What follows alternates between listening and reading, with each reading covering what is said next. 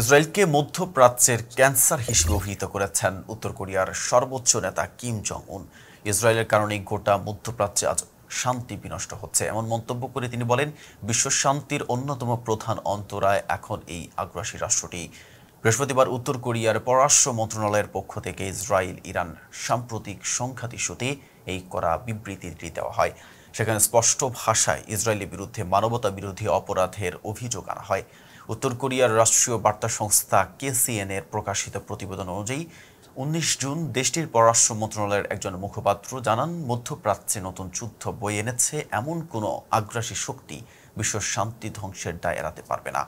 বিবৃতিতে আরও বলা হয়, ১৩ জুন ভোরে ইরানের উপর যে বেপরোয়া সামরিক হামলা চালানো হয়েছে সেটি একটি রাষ্ট্রীয় সন্ত্রাসী হামলা। আন্তর্জাতিক আইনকে বৃদ্ধাঙ্গুলি দেখিয়ে এভাবে বেসামরিক জনগণের উপর হামলা চালানো শুধু অবৈধই নয়, এটি এক ভয়াবহ মানবিক বিপর্যয়ের ইঙ্গিত। ইসরায়েলের কর্মকাণ্ডকে আন্তর্জাতিক আইনের লঙ্ঘন হিসেবে উল্লেখ করে বিবৃতিতে বলা হয়, প্রতিদিনই বেড়ে চলেছে ইসরায়েলের বেপরোয়া হামলা।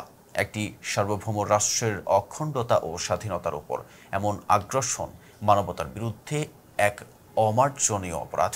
এই প্রেক্ষাপটে কিম জং উন সং এক কঠোর বার্তায় বলেন, বর্তমান ভয়াবহ পরিস্থিতি গোটা দুনিয়ার চোখে স্পষ্ট। আজ সবাই দেখতে পাচ্ছে আমেরিকা ও পশ্চিমা বিশ্বের আশীর্বাদ পুষ্ট ইসরায়েল কিভাবে মধ্যপ্রাচ্যের রক্তপাতের প্রধান কারিগরে পরিণত হয়েছে। এই রাষ্ট্রটি যেন একটি ক্যান্সারের মতো, যা শান্তি ও স্থিতিশীলতাকে ধ্বংস করে দিচ্ছে। তিনি আরও বলেন, ইসরায়েল অতীতে একাধিক যুদ্ধে জড়িয়ে পড়েছে। ৪টি বড় যুদ্ধের পাশাপাশি অসংখ্য সামরিক আগ্রাসনের মাধ্যমে তাদের ভূখণ্ড সম্প্রসারণের লালসা দিন দিন ভয়ঙ্কর হয়ে উঠেছে। কিম জং উন উল্লেখ করেন, গাজা, পশ্চিম তীর, লেবানন, সিরিয়া, কোথায় নেই তাদের আগ্রাসনের ছাপ। প্রতিটি অঞ্চলে হত্যা করা হয়েছে হাজার হাজার নিরীহ মানুষ, সৃষ্টি হয়েছে ভয়াবহ মানবিক সংকট। তার ভাষ্য অনুযায়ী আন্তর্জাতিক মহল গভীর উদ্বেগের সঙ্গে পর্যবেক্ষণ করছে কিভাবে আমেরিকা ও তার মিত্ররা যুদ্ধ উস্কে দিচ্ছে, অথচ ইসরায়েলকে রুখে দেওয়ার বদলে বরং তার পাশেই দাঁড়াচ্ছে পশ্চিমারা। কিম জং উন আরও হুঁশিয়ারি উচ্চারণ করে বলেন, যারা ইসরায়েলের এই আগ্রাসী যুদ্ধ নীতিকে সমর্থন দিচ্ছে তারা পর্দার আড়ালে থেকে এই আগুনে ঘি ঢালছে। তারা কেউই দায় এড়িয়ে যেতে পারবে না।